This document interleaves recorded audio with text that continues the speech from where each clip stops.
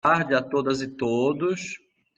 Essa é mais uma atividade da nossa mobilização do nosso grupo, né, de interesse especial, como a professora Dionísia colocou, tem como tema soberania e segurança alimentar e nutricional da região norte. É o nosso espaço de convergência para que a gente possa se articular, discutir, problematizar, pensar em temas de pesquisa, articulando os estados da região norte. Agora a gente vem mobilizando colegas, parceiros dos países pan-amazônicos. Então, sejam todas e todos bem-vindos e bem-vindas. Hoje nós vamos ter a honra de receber aqui, diretamente de Porto Velho, uma cidade que eu escuto falar muito bem, mas que ainda não tive a oportunidade de conhecer. Espero um dia estar lá com a nossa Isabela, sendo ao unir. Hoje vamos ter a conferência intitulada Efetivação do Direito à Alimentação, uma abordagem de direitos. E hoje, quem vai alegrar a nossa tarde com essa discussão é a professora Esteves Cury, que é docente no Departamento de Ciências Jurídicas, no campus de Porto, Universidade Federal de Rondônia, a UNIR, tá? A professora Isabela é doutora em Direito da Cidade pela Universidade do Estado do Rio de Janeiro e fez parte do seu doutoramento com um sanduíche na Université Paris,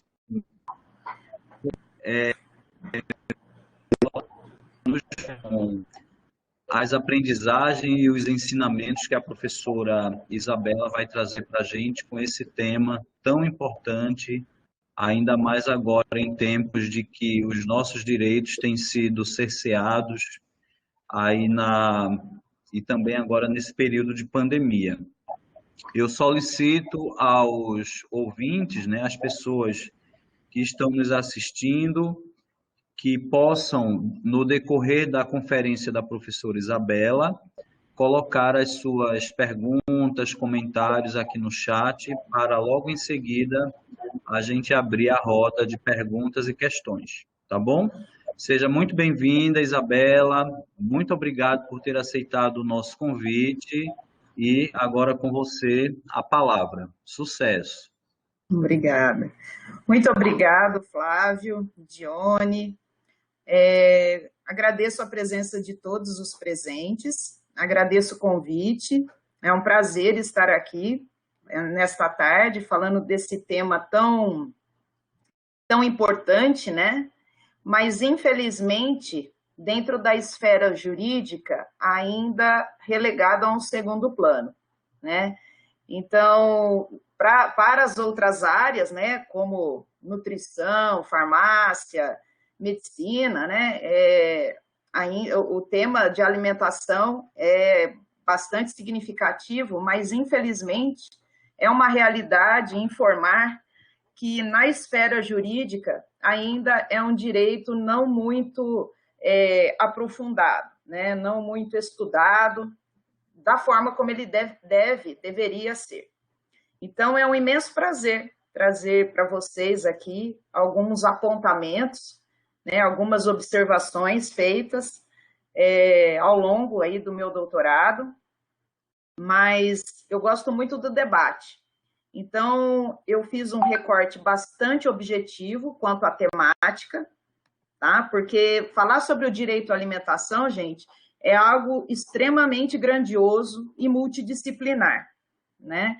Então, eu fiz um recorte para nós focarmos bem no tocante à efetivação desse direito.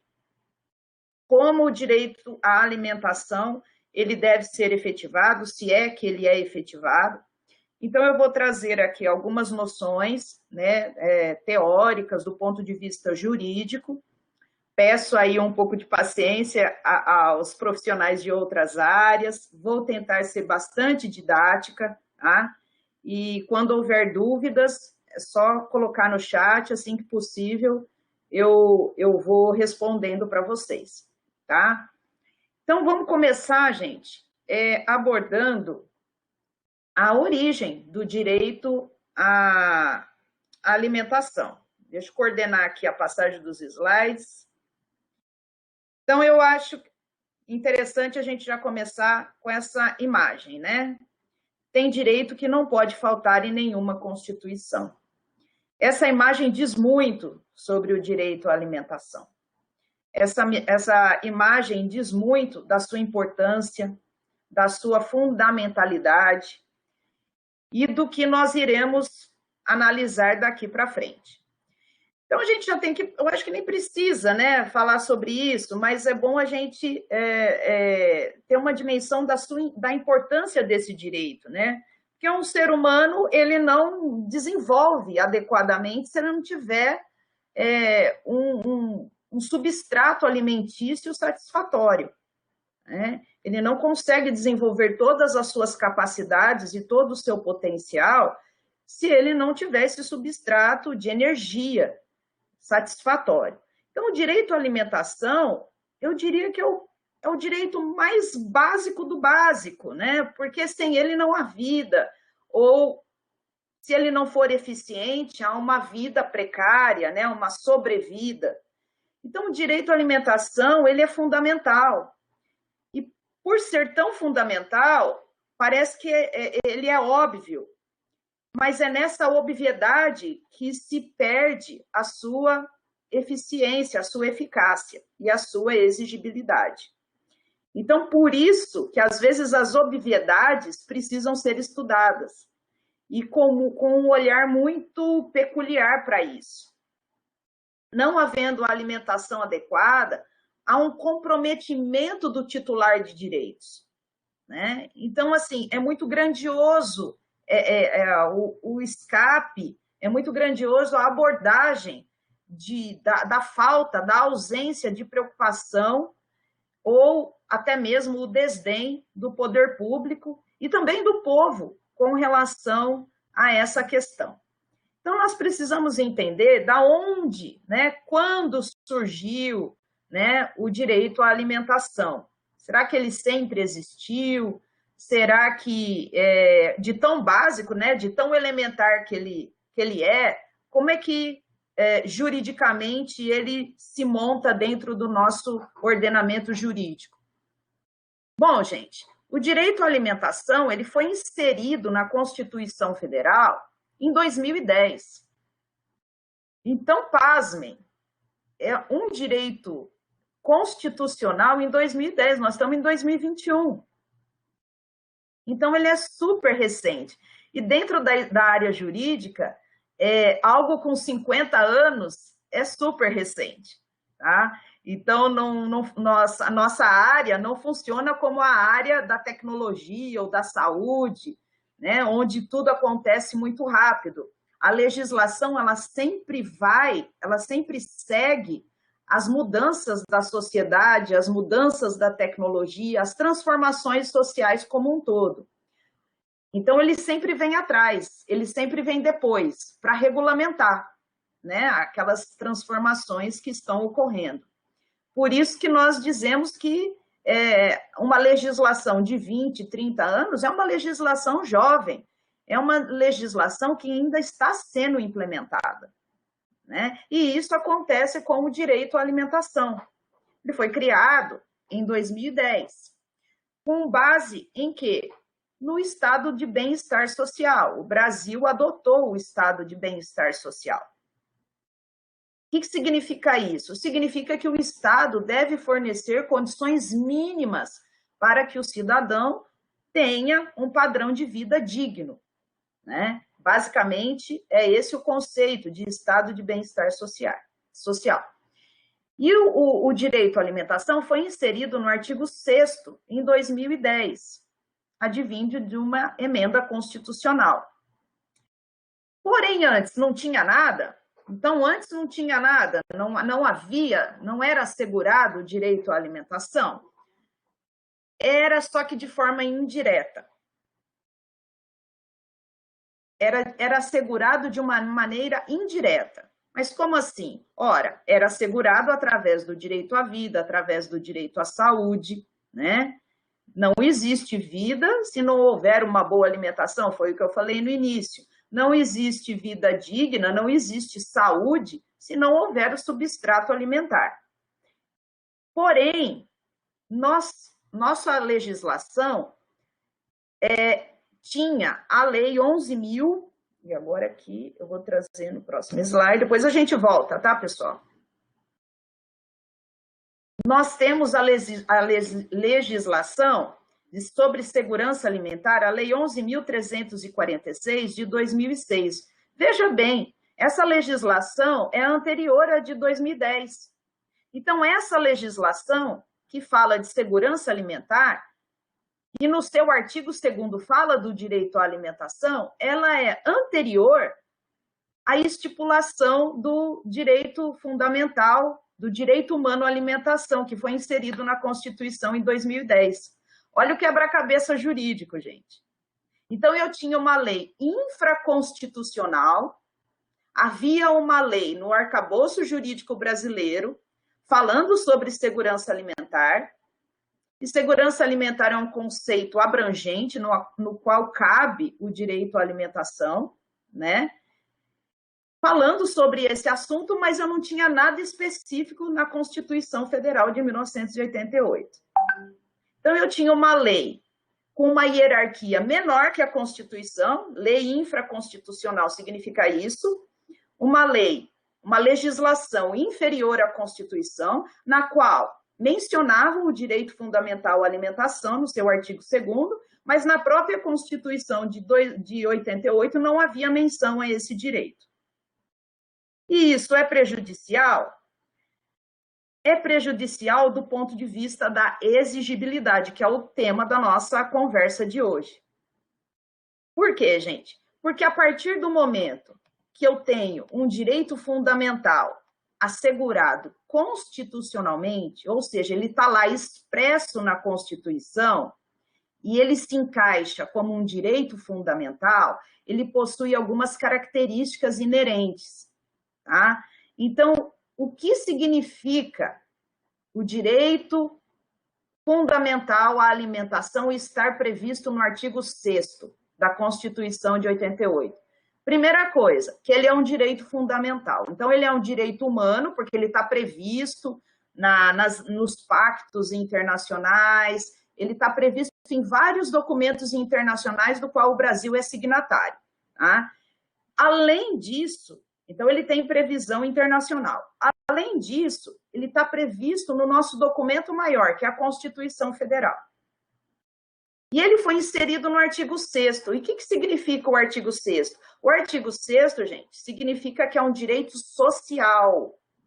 Nós temos várias gerações de direitos fundamentais. Primeira geração, segunda geração, terceira geração de direitos fundamentais. Que eu não vou aqui fazer essa explicação agora, porque senão a gente foge do tema da live, tá? Mas o direito à alimentação ele foi considerado um direito social, ou seja, um direito de segunda geração. Quando eu falo que é um direito de segunda geração, eu estou afirmando que o Estado, o poder público, ele tem o dever de ser operante, ele tem o dever de se preocupar com esses direitos que estão arrolados no artigo 6º da Constituição Federal. O Estado tem uma obrigatoriedade de implementação. Não basta ele simplesmente não atrapalhar. Ele tem que fazer algo, ele tem que ter uma atitude comissiva. Ele tem que pensar em políticas públicas para a implementação do direito à alimentação. Então, ser classificado como um direito social significa isso. E isso faz toda a diferença, porque ele está trazendo uma obrigatoriedade ao poder público. Tá? Olha só, que eu coloquei ali, é um direito social, é um direito fundamental, é uma cláusula pétrea. Quem é da área jurídica, né? Eu vi que tem uma acadêmica minha aqui, então, com certeza ela tem esse conhecimento, mas se não tem mais ninguém do direito, o que significa a cláusula pétrea? Cláusula de pedra. É uma norma imutável. Tá? Então, os direitos fundamentais, gente, eles não podem ser revogados, eles não podem ser minimizados, mitigados. Eles podem sim ser ampliados, né? Eles podem ser melhorados, ampliados, mas mitigados ou extirpados da Constituição, eles não podem ser. Isso significa a cláusula pétrea, cláusula de pedra. Então, olha como é importante a inserção do direito fundamental à alimentação como direito constitucional. Quando eu tenho esse direito somente assegurado em leis infraconstitucionais, esse direito é um direito frágil do ponto de vista jurídico. Ele pode ser revogado. A lei da Lausanne, que foi a lei que eu comentei há uns minutos atrás, é uma lei infraconstitucional. Ela pode ser revogada a qualquer momento por uma lei melhor ou simplesmente revogada falando que não existe mais esse sistema de proteção à alimentação no Brasil. Então, é muito frágil, né? É muito perigoso você não incorporar um direito tão importante às normas constitucionais. Além disso, outra característica do direito à alimentação no artigo 6º é que ele é uma norma programática. O que significa norma programática? O próprio nome já diz, é uma norma no qual ele aponta uma seta, ela aponta um programa, ela aponta um direcionamento para o poder público. Basicamente, em palavras acessíveis, olha, poder público, esse direito à alimentação, ele está aqui no artigo 6º. Então, você tem que pensar políticas públicas na qual esse direito seja fortalecido, na qual esse direito seja uma das suas prioridades. Então, ela aponta para o poder público das 3 esferas, federal, municipal e estadual, para onde eles devem olhar, para onde eles devem seguir. Assim também para o direito à saúde, assim também para o direito de proteção ao meio ambiente. Todos esses que eu mencionei, gente, são direitos fundamentais. São direitos que devem ser observados e sempre levados em consideração no momento da formulação de uma política pública. Então, atrelado a essa ideia, o que nós temos? O princípio do não retrocesso. Olha como só um raciocínio vai puxando o outro. Ora, se eu tenho um direito fundamental, um direito que é social, de segunda geração, na qual o poder público é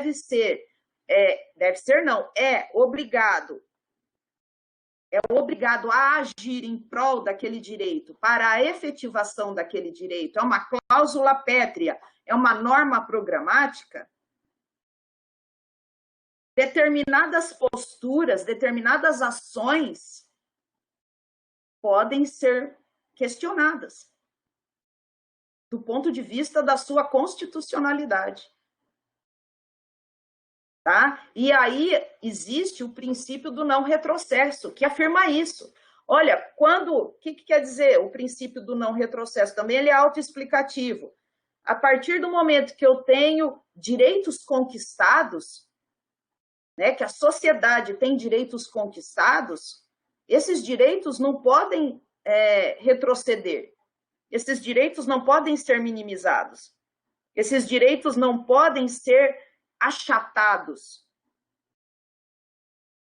Então, estar num artigo, né, fazer parte, um direito ser inserido dentro da Constituição, ser considerado um direito constitucional, ele é extremamente importante, é extremamente significativo. tá? Para a sociedade. Porém, infelizmente, a gente vai ver ao longo aqui da palestra, da live, que não é essa a realidade que acontece, tá? Então, dando seguimento aí, o que é o direito à alimentação? E eu trouxe um conceito para vocês do relator especial da ONU, né? É um direito humano inerente a todas as pessoas de ter acesso regular, permanente, irrestrito, quer diretamente ou por meio de aquisições financeiras a alimentos seguros, saudáveis, em quantidade, qualidades adequadas e suficientes, em respeito às tradições culturais do seu povo e que garanta uma vida livre do medo, digna e plena nas dimensões físicas, mental, individual e coletiva. Olha só o que significa o direito à alimentação. A quantidade de significados atrelado a esse direito. Né? Envolve tantos aspectos que nós vamos tentar aqui falar de alguns deles, né, obviamente, mas a gente pode resumir o direito humano à alimentação adequada basicamente em duas vertentes. O direito de estar livre da fome e da desnutrição e o direito à alimentação adequada, né, e segura. Esse adequado envolve, logicamente, a segurança também. Tá, gente? Então, o direito de estar livre da fome e da desnutrição é aquela primeira ideia que a gente tem, né? Eu acho que todo leigo, qualquer pessoa que você perguntar o que significa fome, alimentação, direito à alimentação, vai falar desnutrição, passar fome, né? Ser privado de alimentos.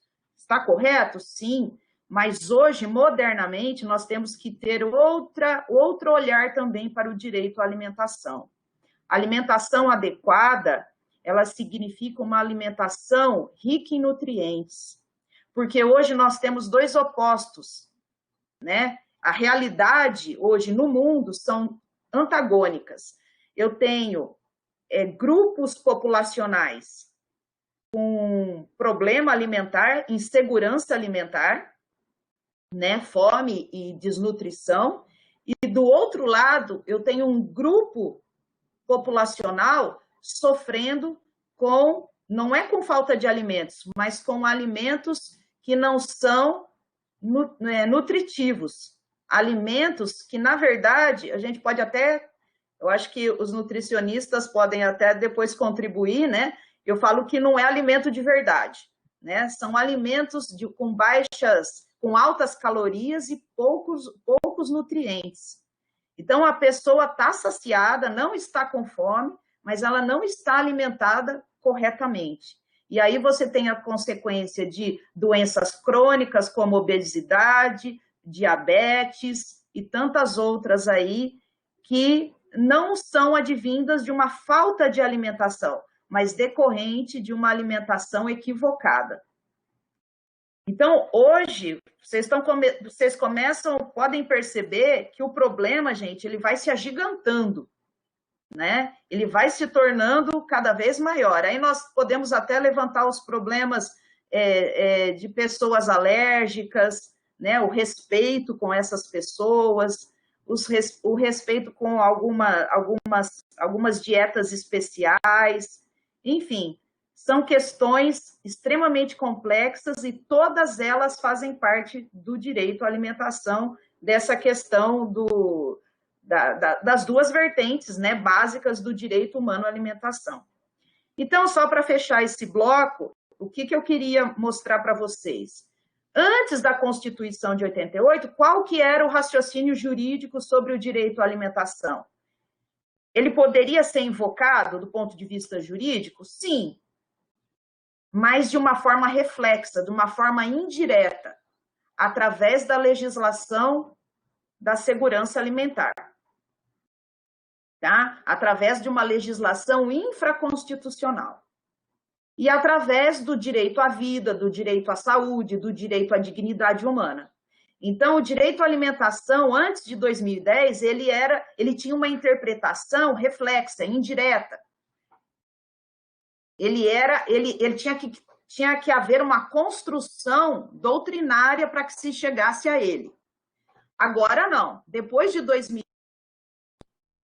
ele está lá, na Constituição de 88, com todas aquelas características importantíssimas para que ele possa ser exigido e para que ele possa ser cobrado a sua efetividade. Tá? Então, aqui... Aqui eu trouxe para vocês, né, um estado de bem-estar social, é uma figura que eu acho que diz muito, né, qual é a função do estado de bem-estar social, qual é a função quando existe direitos sociais. O Estado seria essa mão, ele deve fornecer os instrumentos, especialmente para comunidades mais vulneráveis, populações mais vulneráveis, para que essas populações saem do estágio de penúria, né? Especialmente com relação ao direito à alimentação. Então, acho que essa imagem diz muito sobre o estado de bem-estar social, sobre o que significa direitos fundamentais de segunda geração. Tá? Então, gente, o que cabe ao Estado? Qual é a função do Estado? Além de promover políticas públicas em respeito ao direito à alimentação. Cabe respeitar esse direito previsto na Constituição Federal. O que significa respeitar? Significa não destruir os recursos necessários para que se possa ter produção de alimentos. Então, o Estado ele deve respeitar quem produz o alimento, né? Deve incentivar, aí nós vamos ver com os outros verbos aí que nós vamos estudar, mas respeitar. Respeitar é não, pelo menos, não destruir o que já foi conquistado, né? E aqui entra a questão do solo, da terra, respeitar os pequenos produtores, né? Quem produz o alimento. Proteger significa o quê? Fiscalizar. A ação fiscalizadora do Estado, ela deve ser contundente, ela deve ser eficaz no tocante à produção alimentar, a garantia do direito à alimentação. E aqui se inclui a Anvisa, né? As agências sanitárias, a questão da segurança alimentar mesmo, segurança no sentido sanitário, a questão do meio ambiente, né, dos agrotóxicos. Então, essa fiscalização também é muito importante. Então, isso é proteger, promover, criar políticas públicas para efetivação do direito humano à alimentação, ter iniciativas com relação aos pequenos produtores, né, incentivo aos pequenos produtores, né, como acho que foi tirado, mas tinha o incentivo de comprar a produção dos pequenos produtores para o abastecimento escolar. Isso é promover, né, o direito fundamental à alimentação. Então, aqui, no artigo 3º, nós temos algumas dimensões previstas no conceito de segurança alimentar nutricional. Está previsto no artigo 3º da Lausanne. Olha aí o que eu falei, qualidade nutricional, os alimentos não devem ser algo que simplesmente sacia a fome, né? Ele deve ser nutricionalmente adequado. E isso tem a ver com respeito à saúde, com respeito ao direito do consumidor. Então, envolve, gente, tanta coisa o direito à alimentação, ele tem ramificações em outros ramos do direito. E um deles é o direito ambiental e o direito do consumidor. Tá?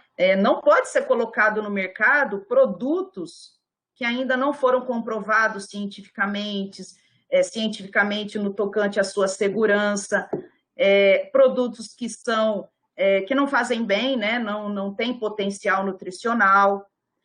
Disponibilidade e acesso, ou seja, o poder público também deve fiscalizar toda a cadeia de produção, de comercialização, e de acesso dos alimentos. Tá? E acesso aqui, gente, inclui a condição socioeconômica.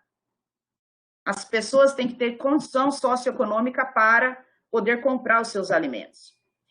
Sustentabilidade, a questão ambiental, deve-se promover a produção de alimentos sem agrotóxicos, de forma sustentável, orgânica, isso também é um dever do poder público.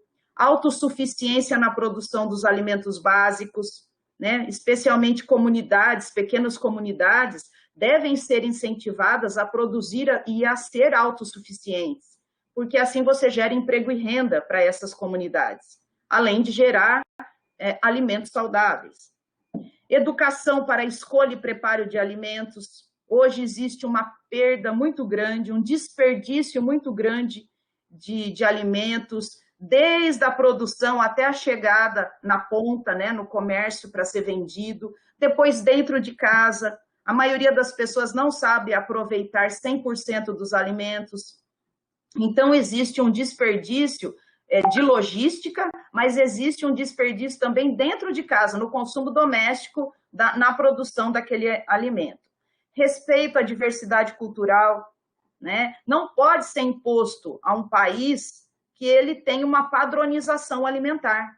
No norte eu tenho determinada cultura, no sul outra, né? No centro-oeste outros hábitos alimentares. Então, deve-se ter um respeito à diversidade cultural. E esse respeito à diversidade alimentar perpassa por onde? Pela produção. Então, o poder público, ele deve incentivar a produção que, de acordo com aquela região.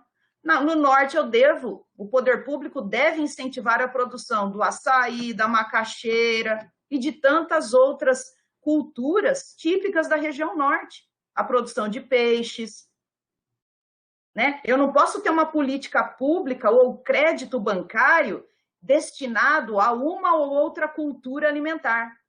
Não, olha, agora nós estamos com crédito bancário para quem quiser plantar soja. Soja não é uma cultura alimentar brasileira. A soja é uma commodity, ela visa ser exportada, ela tem outra finalidade. Né? Então, respeitar a diversidade cultural, ela vai muito além, parece que é algo simples, né? Mas não, eu preciso que haja um olhar do ponto de vista de incentivos de financiamento para outras culturas, inclusive para as pequenas comunidades, porque quem produz, né, essas culturas, a maioria delas são pequenos produtores e até mesmo comunidades, pequenas comunidades, ribeirinhos, quilombolas. Então, o olhar tem que ser mais amplo também. Aqui eu trouxe, né, uma frase até que achei muito interessante, gostaria de pedir licença para ler para vocês, né? O direito, gente, ele é indivisível.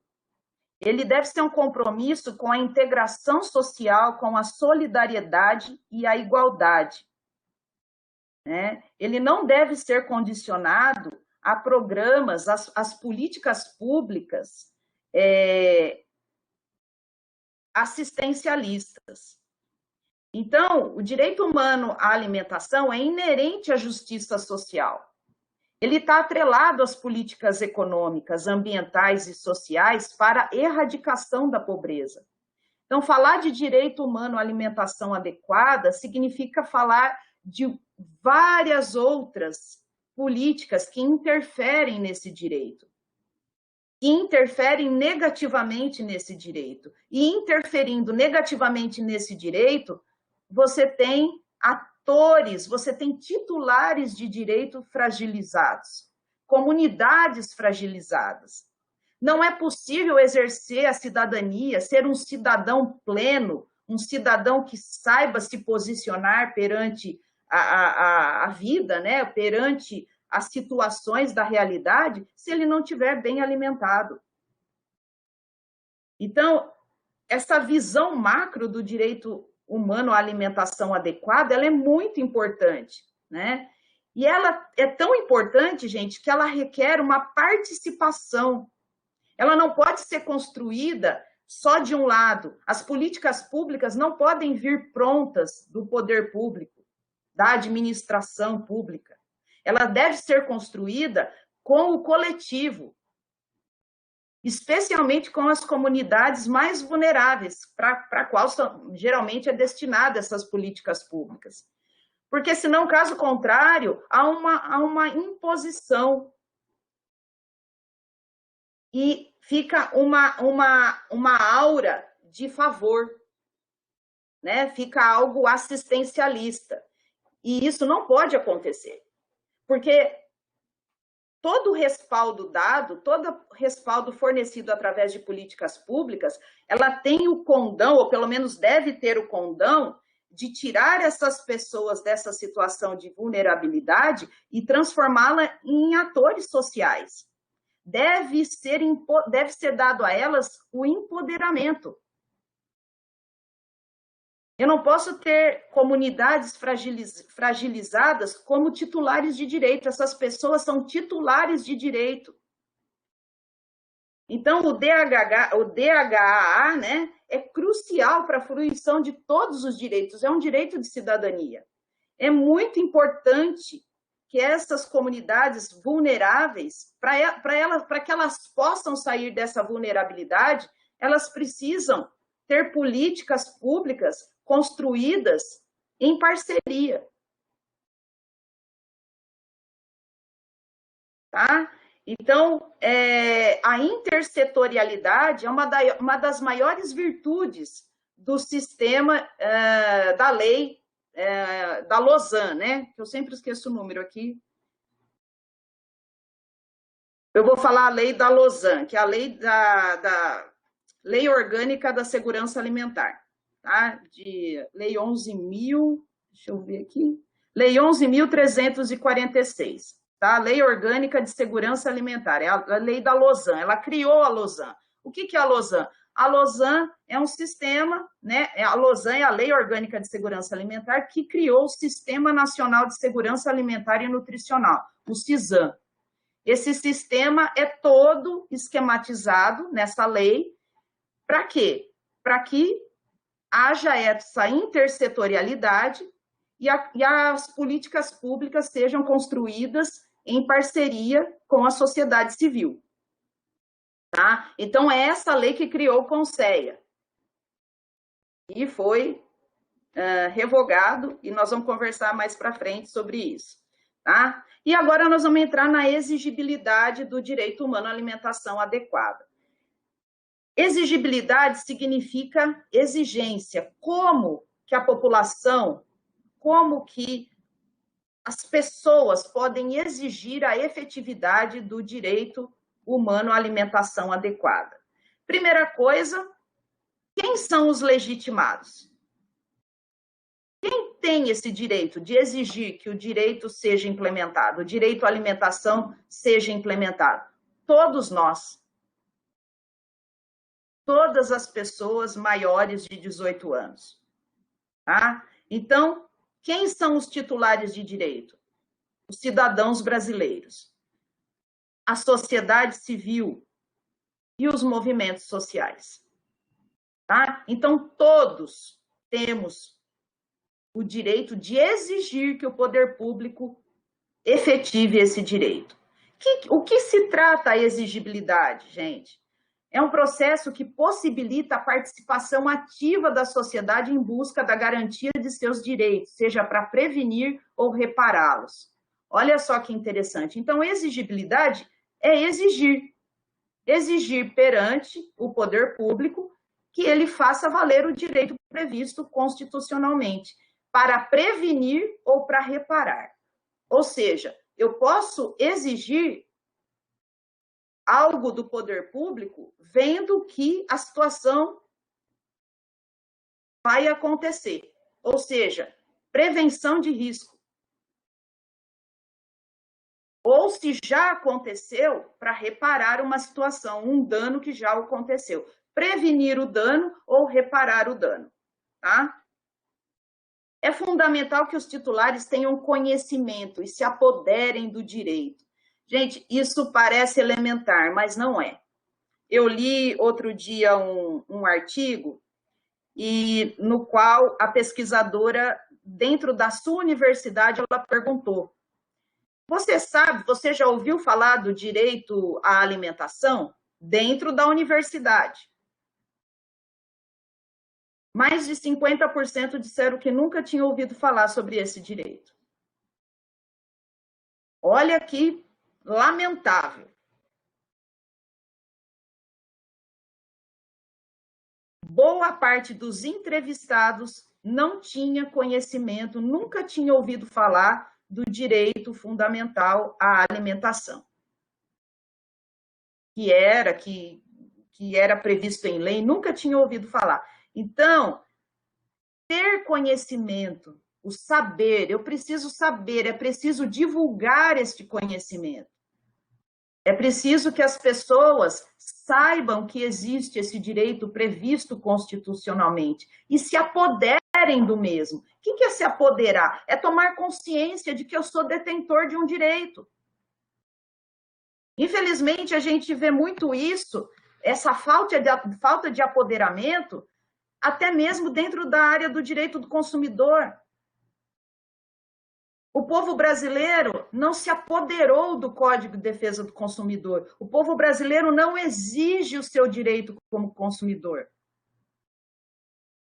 É fácil ver isso quando a gente vai ao mercado.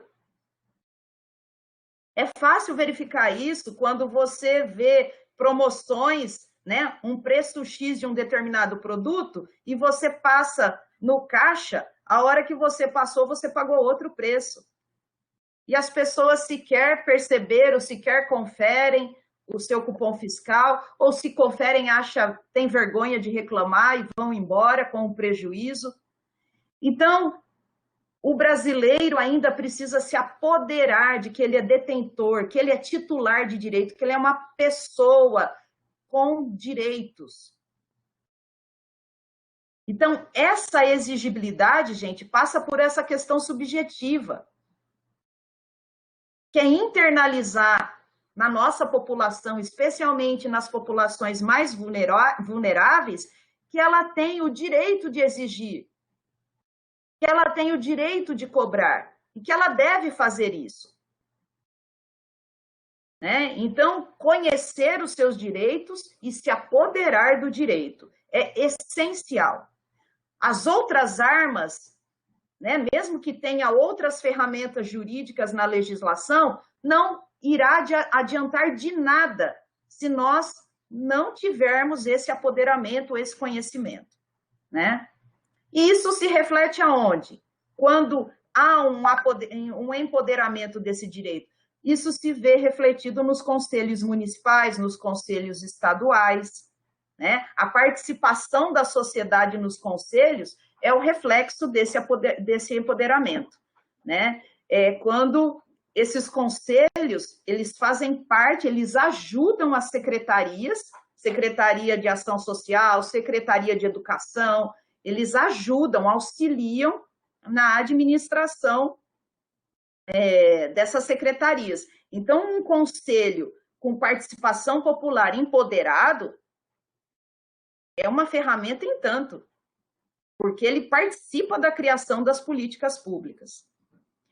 Outro ponto muito importante para a exigibilidade, a capacitação dos gestores, dos servidores públicos. Infelizmente, muitas vezes nós somos atendidos por servidores públicos que não têm capacitação, não sabem resolver o problema. Né? Então, é fundamental a capacitação. A implementação de rotina, de protocolo, né? Como esse tipo de demanda, como é que vai ser abordado? Vai se preencher um formulário? É virtual? É físico? Tem que otimizar, né, a questão da cobrança de direitos. E aqui eu falo do direito à alimentação, como outros também. Né? Se houvesse um protocolo, houvesse uma rotina dentro das repartições públicas para essas questões, seria muito mais ágil o retorno, a resposta e até mesmo a solução. Né? avançar com a cultura jurídica favorável aos direitos humanos, né? Isso demanda uma capacitação também do Poder Judiciário, voltar mais cursos de capacitação, porque são eles, muitas vezes, que decidem essas demandas, né? Porque chega até o Poder Judiciário. E aqui, gente, vou me encaminhando para o finalzinho, pretendo ser breve. Como que pode acontecer essa exigibilidade dos direitos humanos?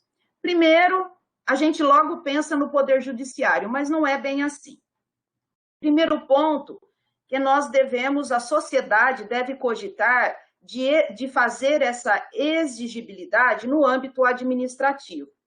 E como isso acontece? Ora, dentro dos setores da administração pública, né? Então, é a capacidade da pessoa fazer um requerimento, né?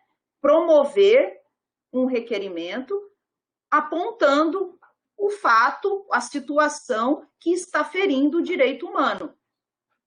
Tá? Por exemplo, a alimentação. Então, vamos supor, uma escola pública, está acontecendo problema na oferta da alimentação daquela escola, o cidadão deve protocolar um documento informando a direção da escola sobre o que está acontecendo, né? Olha, de preferência com a comprovação, né? Seja por foto, pelo testemunho da criança, mas a direção deve ser informada. Deve haver um comunicado por escrito, assinado à coordenação, à direção da escola, né?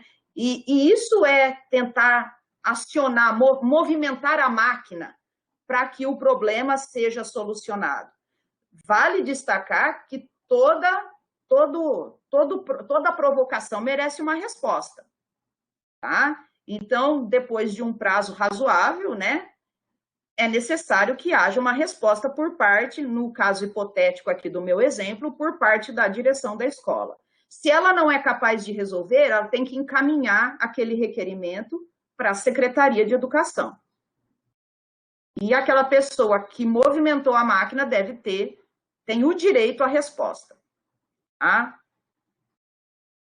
No âmbito político, gente, o âmbito político também, eu sei que a gente é muito desgostoso e muito decepcionado, né, com o nosso poder legislativo, seja ele municipal, estadual e federal, mas a gente também precisa tomar essa consciência de que nós devemos exigir dos nossos representantes uma postura coerente aos direitos previstos na Constituição, né? Então, isso significa, muitas vezes, mandarmos e-mails, sim, para os nossos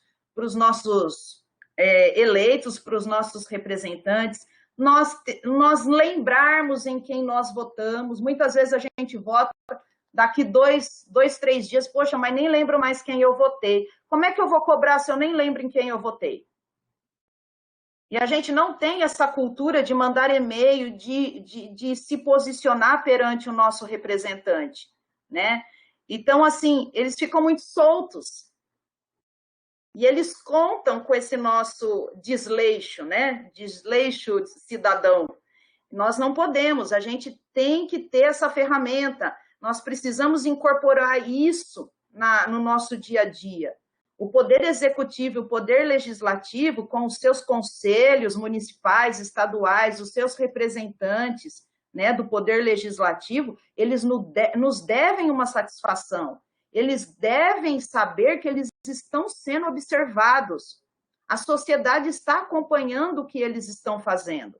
Mas, para isso, nós precisamos mostrar que estamos fazendo, que nós estamos de olho. E isso como que se realiza? A maneira mais fácil de se fazer é realmente mandando e-mail, protocolando um documento na Assembleia Legislativa, na Câmara dos Vereadores, entrando em contato, né? Eu acho que nesse tempo de pandemia, a melhor ferramenta realmente é o e-mail.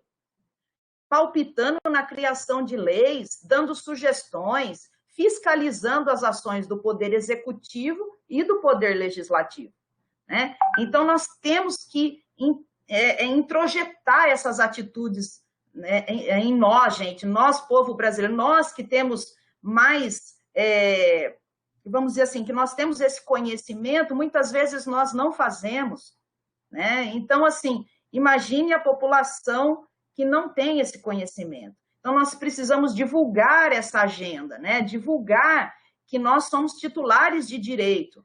Essa cidadania tem que estar incorporada no nosso ser. Lembrando que a maioria hoje do poder legislativo, das empresas, quase todas têm ouvidorias e corregedorias. A corregedoria é um órgão interno de cada instituição. Ela avalia a postura do servidor público. Tá? Isabela? Então, oi? Oi, só para te avisar que tem mais 5 minutos, tá bom? Ai, meu Deus, vou correr então. Está caminhando para 5 horas. 5 minutos. Tá, Flávio, obrigado.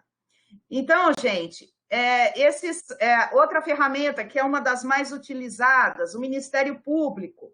Todo cidadão tem o poder de comunicar ao Ministério Público, né, ao promotor, algum fato que esteja ferindo um direito humano. Esse promotor, ele vai avaliar a situação, né, e provavelmente ele vai instaurar um inquérito civil.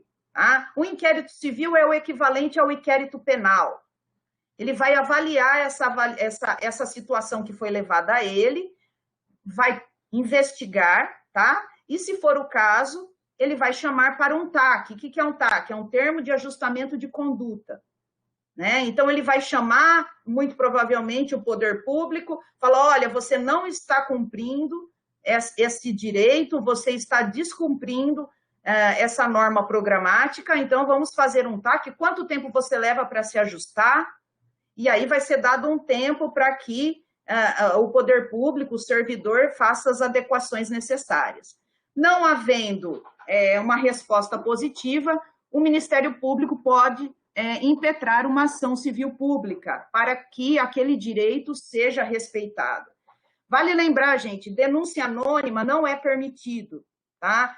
Toda denúncia, toda reclamação, ela deve estar embasada por escrito com a devida qualificação do requerente e comprovando o fato, tá? Isso é uma celeuma muito grande dentro do Poder Judiciário, né? O STF, o STJ tem posicionamentos nesse sentido, baseado no artigo 5º, inciso 6º, que não é admitido, né? A Constituição não admite o anonimato, porém, há doutrinadores que pensam o contrário, que devem sim ser considerados denúncias anônimas, né? Pelo menos para se investigar. Mas aqui é uma polêmica longa, que numa outra oportunidade eu posso trazer para vocês, tá? No âmbito judicial, ou seja, é a última esfera, é a última rácio, se infelizmente, que é o que mais acontece, as pessoas, né, o cidadão acaba procurando o Poder Judiciário, né? Quando ele vê o seu direito violado, ele acaba procurando o Poder Judiciário, e isso é muito frequente com relação ao direito à saúde. Eu não consigo uma UTI, não se consegue uma consulta médica, um medicamento de alto custo, a população já está direto condicionada, vai para a Defensoria Pública, né, e tenta conseguir fazer valer o seu direito através de uma decisão judicial. Isso é extremamente ruim, mas perfeitamente compreensível, mas é extremamente ruim por quê? Porque é demorado, você infla o Poder Judiciário, né, e de ações individuais, e muitas vezes uma ação é julgada de um jeito, outra ação é julgada de outro. Então, dependendo da vara, de como o juiz entender, cada juiz pode ter entendimentos diferentes. Então, isso não é interessante para a sociedade. A judicialização não é algo benéfico para a sociedade como um todo, né? Você ter que recorrer ao Poder Judiciário para poder fazer valer os seus direitos é algo muito ruim, né? Não deveria ser dessa forma, tá? E aqui eu trazendo um pouquinho, né? Quais seriam essas ações possíveis? As ações individuais, quando o cidadão procura o seu advogado particular ou procura a Defensoria Pública ou leva o fato ao Ministério Público. Então, o Ministério Público vai entrar com uma ação civil pública. Porém, a ação civil pública também pode ser impetrada pela Defensoria Pública, tá? E associações, são vários, União, estados também podem entrar com ação civil pública. A Defensoria com ações individuais também. Então, veja bem, a Defensoria pode entrar com ação civil pública, que é uma ação coletiva, atendendo vários grupos de pessoas, e ela pode entrar com as ações individuais, que é a mais comum, quando ela atende o cidadão. E a ação popular. A ação popular é quando o cidadão, ele percebe algo, né, e que fere o erário público, o meio ambiente, o patrimônio histórico, e ele entra com uma ação contra a administração pública, tá? Então, é uma pessoa, um cidadão maior de 18 anos, eleitor, ele vai entrar com uma ação popular representando toda a coletividade. E ele vai entrar contra a administração pública. Então, ele está falando em nome de toda a sociedade, tá? Então, qual a diferença da ação civil pública para a ação popular? Ação popular, só o cidadão pode entrar. Ação civil pública, os legitimados ativos, os seus proponentes, são específicos, estão lá na lei da ação civil pública. O cidadão não pode entrar com ação civil pública.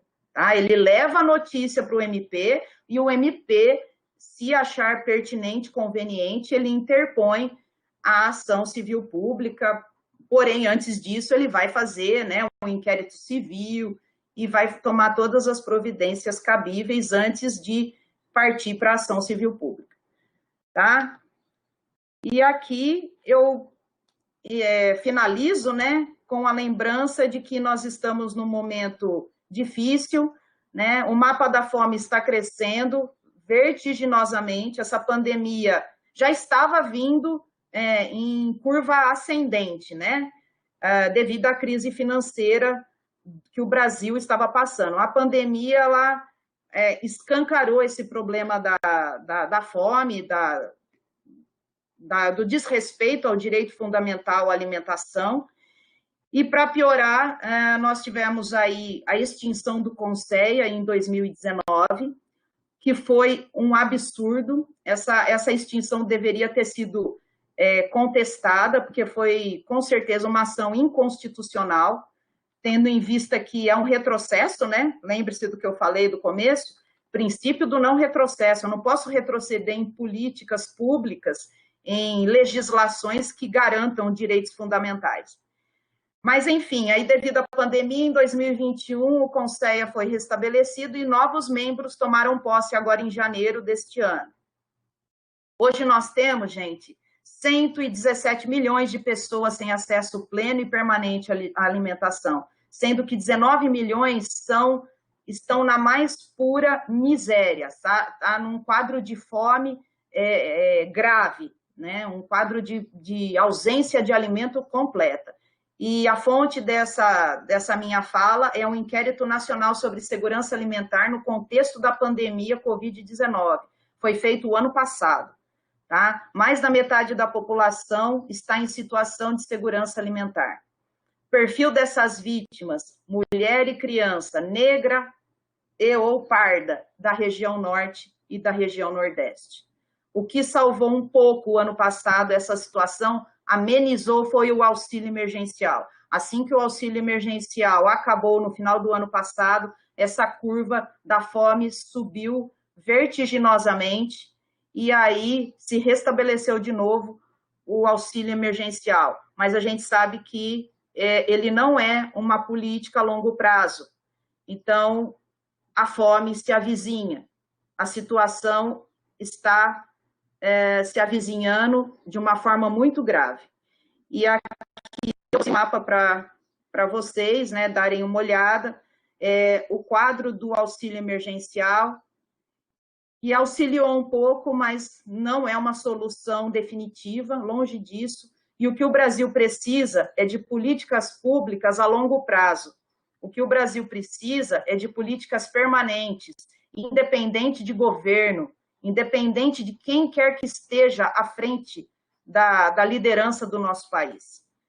E de políticas públicas interdisciplinares que dialoguem com as camadas mais vulneráveis que serão beneficiadas com essas políticas públicas.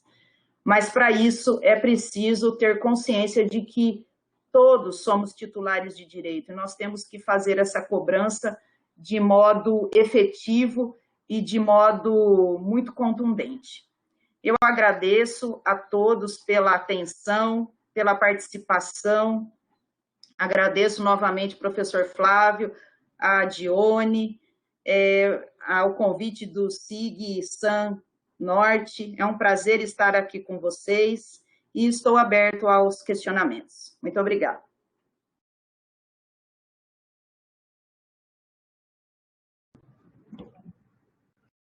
Obrigado, professora Isabela. É muito bom a gente ouvir as suas palavras, os seus ensinamentos, Isabela, de maneira tão aprofundada, de maneira tão contemporânea para as questões sociais e políticas que nós estamos vivendo em termos da soberania e da segurança alimentar e nutricional em nosso país.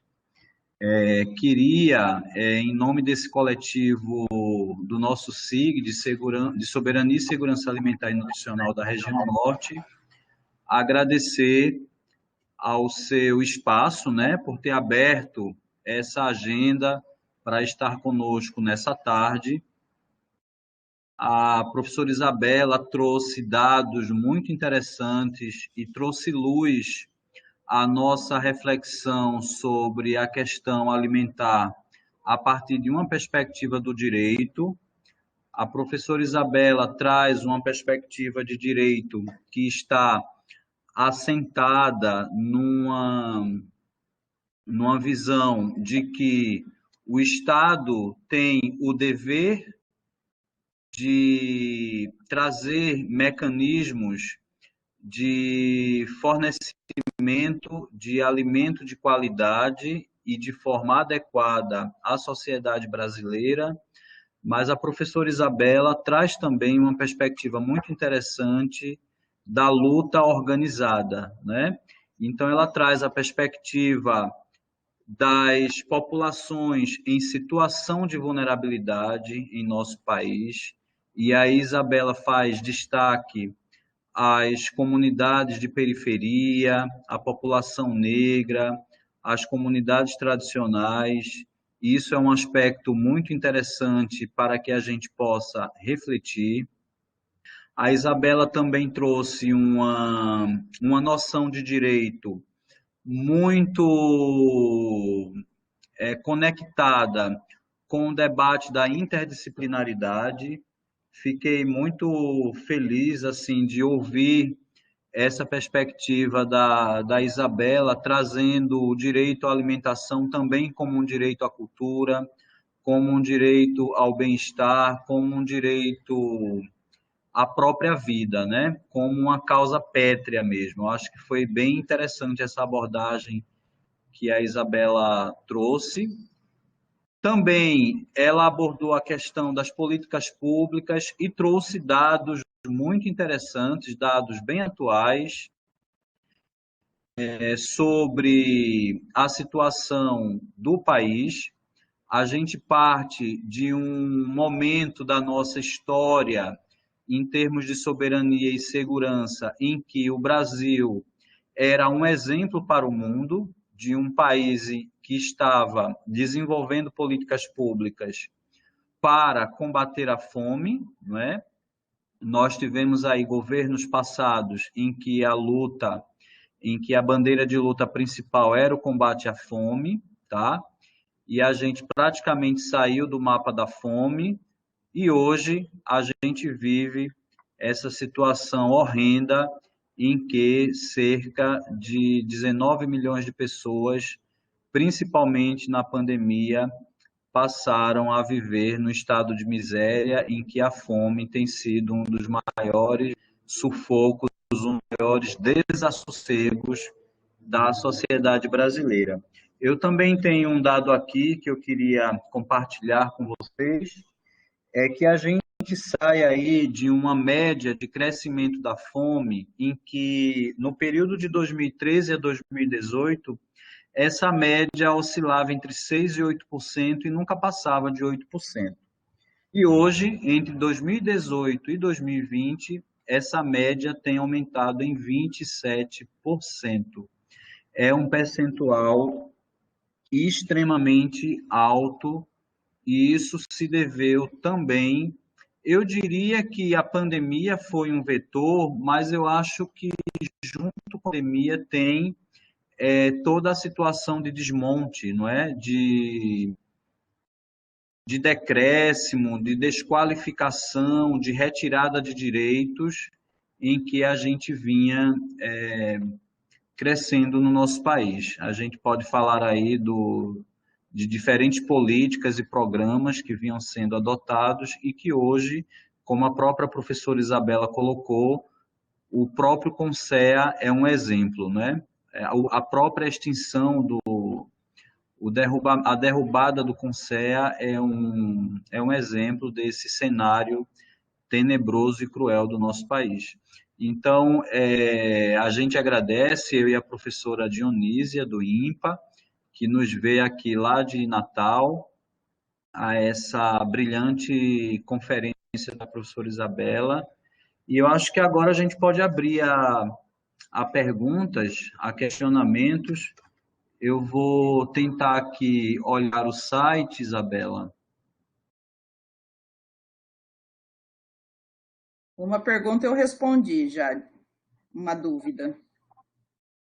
As pessoas estão elogiando imenso, né, a sua apresentação, a Juliana, o próprio Adele, não é, adorando a live da professora Isabela, excelente e pertinente. Tem uma pergunta aqui da Adele. Quanto à ação popular que a doutora citou, o presidente do Conselho, seja ele de Direitos Humanos, de Segurança Alimentar e Nutricional, caberia interpor em nome da coletividade?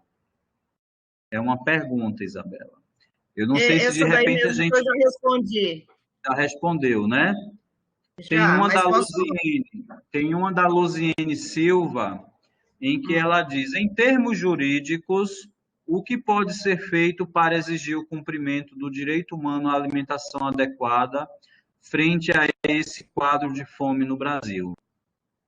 Então, pergunta complexa e que é um resumo de tudo o que eu apresentei aqui nesses 50 minutos, né? Nós temos várias vertentes.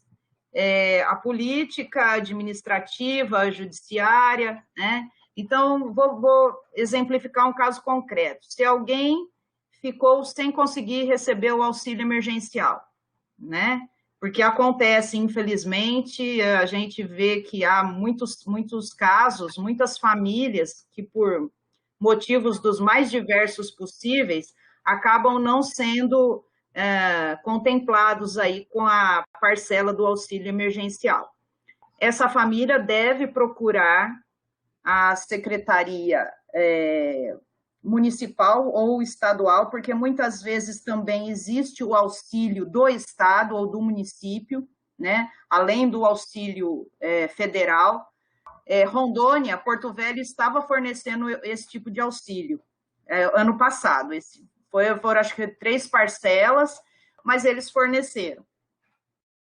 Mas era para quem não tinha recebido o auxílio emergencial do governo federal.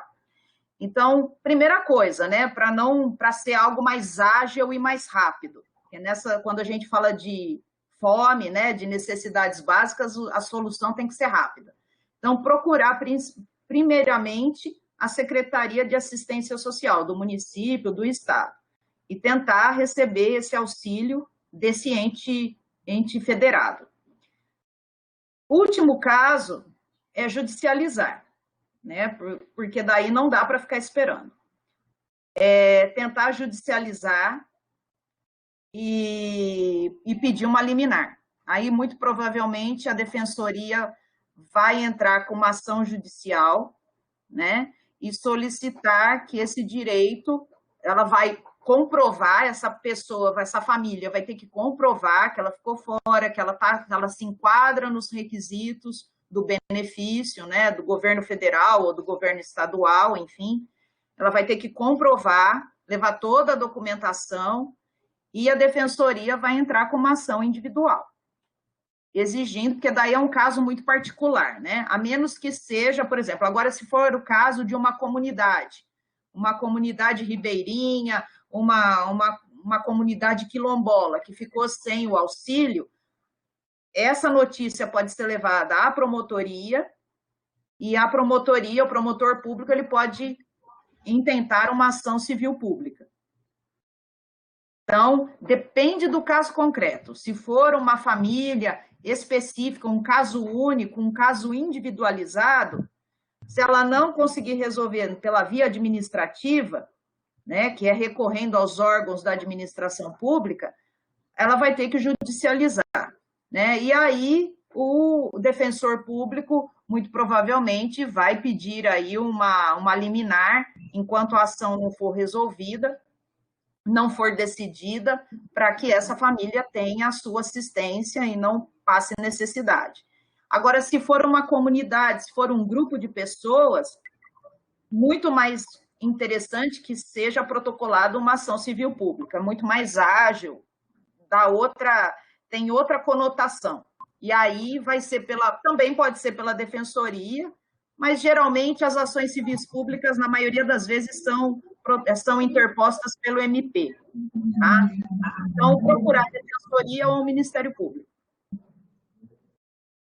Ok, obrigado, Isabela. Tem uma outra pergunta aqui, que é, na verdade, da professora Dionísia e minha também. Como é que você vê o papel da academia, da universidade, das instituições de pesquisa nesse processo do direito à alimentação adequada? E como que você poderia explicar para a gente o exemplo aí da Universidade de Rondônia? Aqui na UFPA, o meu instituto, a Universidade Federal do Pará, lançou uma campanha em toda a UFPA para ajuda, não é, no combate à fome. Virou uma campanha não só de um instituto, mas de toda a Universidade Federal do Pará, bancada pela reitoria. E está havendo aí diferentes mobilizações, inclusive com os movimentos sociais, com os grupos de agricultores, os sindicatos de trabalhadoras e trabalhadores rurais que produzem alimentos saudáveis. E aí eu queria saber, talvez, no seu departamento de ciências jurídicas e na UNIR, como é que está sendo, sobretudo nesse período de pandemia, se vocês têm algum exemplo para compartilhar com a gente. Então, professor Flávio, a nossa universidade, ela ficou muito preocupada com os acadêmicos, né? Foi uma preocupação, primeiramente, voltada interna, né? De uma maneira interna com os nossos acadêmicos.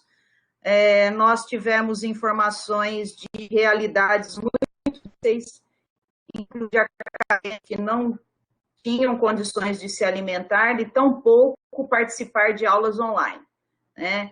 Então, nesse momento, né, que foi o ano passado, quando a pandemia estava no seu ápice, não só de contágio, mas de revolução, né, na vida de todo mundo, essa foi a principal preocupação da universidade, fornecer o substrato mínimo para que esses acadêmicos pudessem ter alimentação, para que esses acadêmicos pudessem ter condições de se alimentar.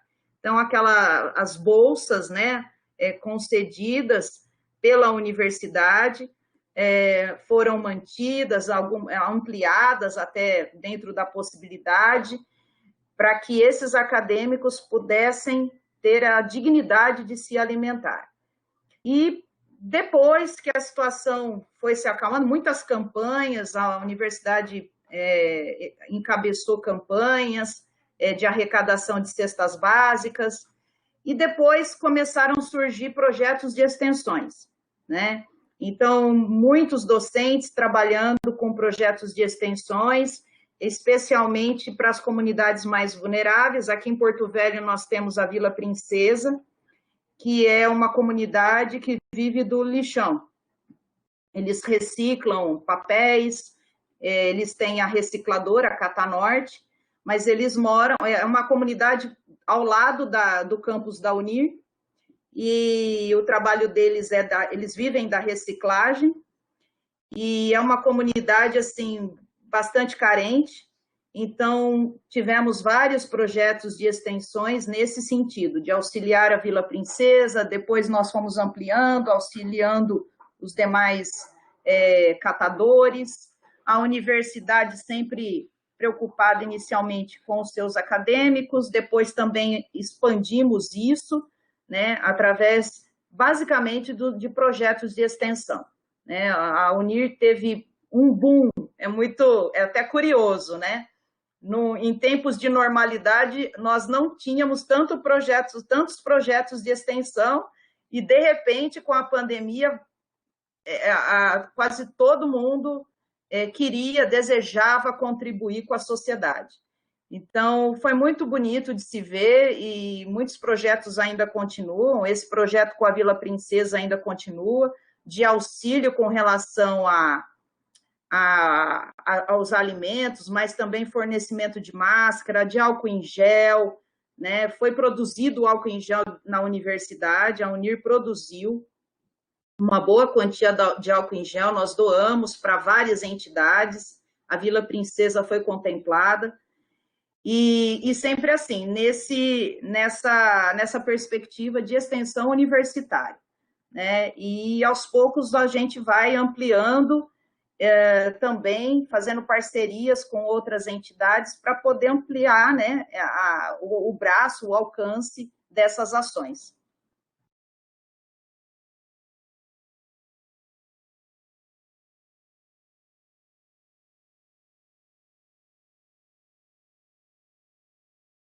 Obrigado, Isabela. Não há mais se a Dionísia tem mais alguma pergunta, mais algum questionamento. Eu acho que alguém está entendendo, eu acho que não, né? Tem alguma pergunta? Dione, o teu áudio está muito baixo. Ah, tá baixo. E agora está melhor? E agora está melhor? Está melhor agora? Sim. Ah, então tá. Melhorou. Tá, então, não, é que eu estava procurando quem seria a próxima a palestrante na próxima reunião. Não sei se é a Luciene que será, mas eu não consegui abrir. Então, se não tem mais perguntas, nós tivemos aqui participação de pessoas, muita gente do Pará, nós tivemos pessoas que moraram em Rondônia ou Roraima e agora estão, né, do Amazonas também. Tivemos profissionais do Conceia, né? Isso é bom porque foi bem direcionado para isso, e ainda mais que a gente, depois se bem que essa questão do Conceia, os estados estão, mesmo sendo extinto o Conceia Nacional, os estados ainda estão... Dione, aproxima o teu microfone, Dione. Sério? Nossa, engraçado. Tá bem baixo, tá bem baixo. Ah, então bom. A Luciene está falando que ela vai ser só em junho. Muito baixo. Tá, de qualquer maneira, eu coloquei o link das próximas reuniões aqui na agenda. E eu espero que todo mundo